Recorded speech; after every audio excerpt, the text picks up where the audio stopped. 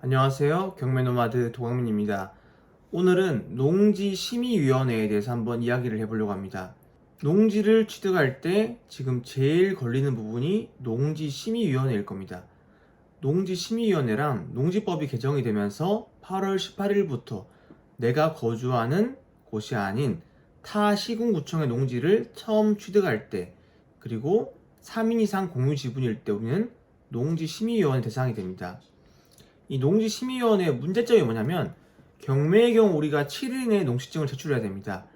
하지만 심의위원회로 가게 되면 14일까지 시간이 걸리기 때문에 사실상 해당 기간 내에 농지증을 내는 게 불가능한 일이 되기 때문에 그렇습니다.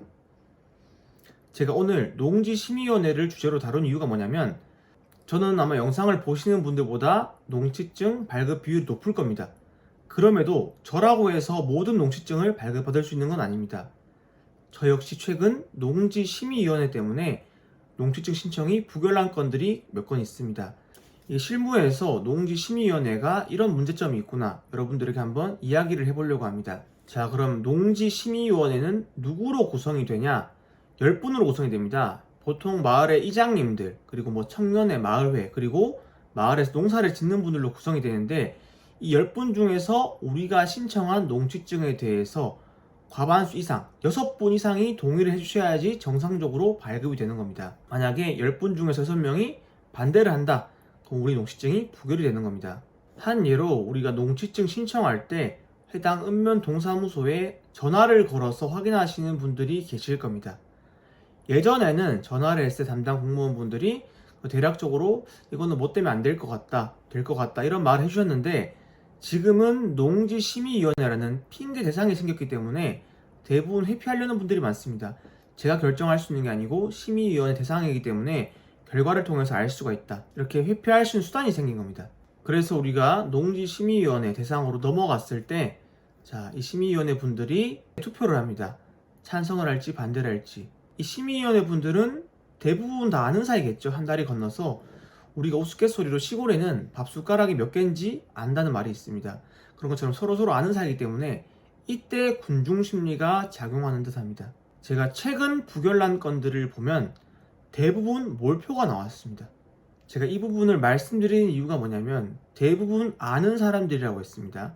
그러면 그 묘가 있는 마을에 연고자들과 이분은 과연 모르는 사이일까요? 그렇지 않습니다. 건너 아는 경우가 되게 많다는 겁니다. 최근에 이런 경우가 있습니다. 경매 낙찰자들한테는 농지증 발급을 해주지 않고 묘지 연고자들, 공유자들에게만 발급을 해주는 경우가 있다는 겁니다. 한 수강생분께서 입찰 전에 읍면 동사무소 전화를 해봤다고 합니다. 전화를 하니까 담당 공무원분께서 하시는 말이, 이 농지는 공유자들에게만 농지증 발급을 해주려고 한다라고 이미 회의 결과가 나왔다고 합니다. 이분들은 이 물건을 아무도 입찰하지 못하기 때문에 헐값에 입찰을 해서 정상적으로 취득이 가능하겠죠. 여기서 농지심의위원회에 문제가 나오는 겁니다.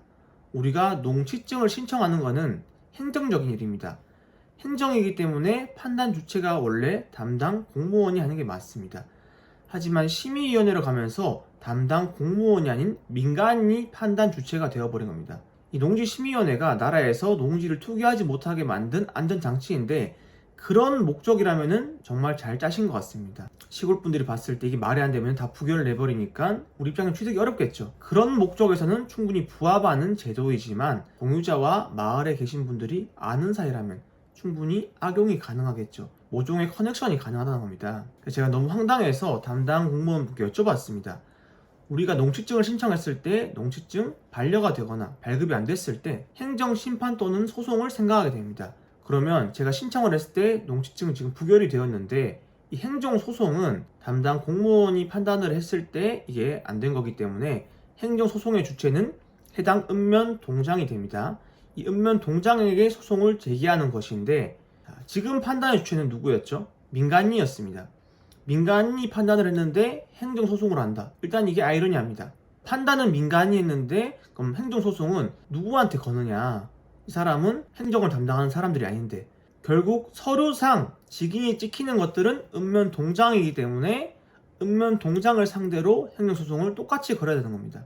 읍면 동장 입장에서 자기 수하 직원 때문에 소송을 하면 충분히 이해를 합니다. 하지만 그게 아니고 제3자의 민간인 때문에 소송을 하게 된다. 이게 참 아이러니한 거죠. 법률적으로 좋은 면도 있지만 아직 허술한 면이 있기 때문에 이에 대해서는 보완이 필요할 것 같습니다. 제가 농취증 업무를 많이 처리하다 보니까 이런 보완점은 어떨까 생각이 드는 겁니다.